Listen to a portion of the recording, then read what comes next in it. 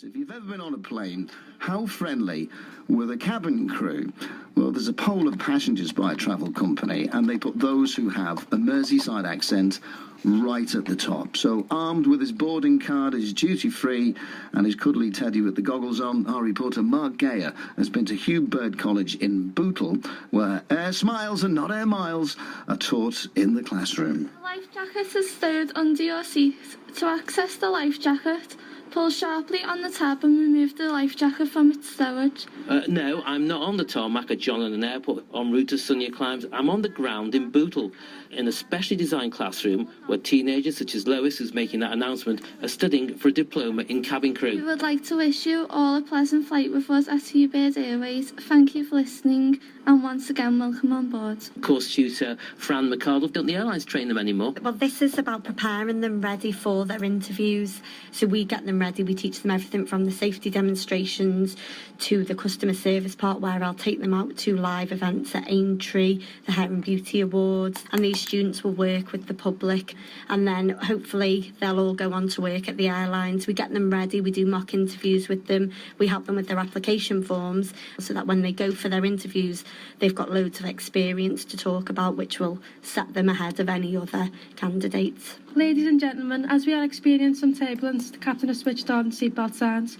Would you please return to your seats and fasten your seatbelts? Well, we took them to Bootle Bath and we carried out a scene where they'd had a plane crash in water and they all had to get each other out and get them into the life raft, where we went through how you'd survive in a life raft and ration packs and how you'd keep each other upbeat and how you'd support each other and keep everybody safe. And so they all learnt that and all passed that assessment, which was excellent. My tongue's hanging out. Here they come with the trolley. What have we got? Would you like any tea, coffee or soft drinks? I've got tea. What are we going to eat though? Yeah, today's meals on the menu is vegetarian lasagna or a chicken dish with potatoes and vegetables. Got any ice cream? And what about their age? I mean, that's a big problem.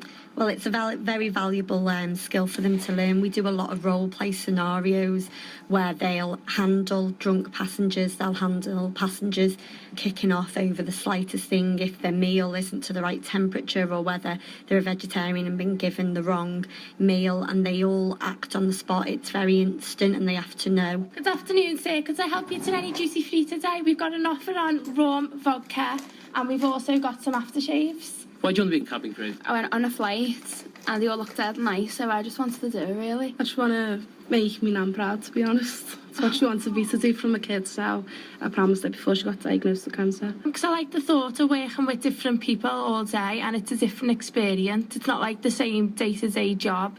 You're always like meeting new people. And how much do you try and keep them, excuse the pun, with their feet on the ground? Because not every airline has glamorous overnight stays, and the low-cost airlines, it's like a big bus, really, in some ways. Or even on a long-haul flights, they're working really hard. They could have difficult passengers, sick passengers, frightened passengers. We have a lot of guest speakers in from the airlines that tell them all the highs and the lows of it. But we always promote that customer service is the number one key to getting a job in any employment area. And that's what they're all aiming for. They all know that if they have customer service with the visitor economy growing in Liverpool, that they're going to be able to obtain employment, even if it's not with the airlines straight away, in that type of field. And they're all very realistic about what the job entails. We're getting a fuselage with the full working galley, the full working seats. We're going to have the tannoy system to do our passenger announcements and landing sounds and takeoff sounds, and that's going to be their main classroom. We're going to be serving food on it so people can come on for coffee and a cake, and the students are going to have a live working environment to make it very real for them and make them aware of the space on an aircraft, and it'll be a good selling point for the college. Well, so far this flight's going really well. Now I've been fed and I've bought some duty free.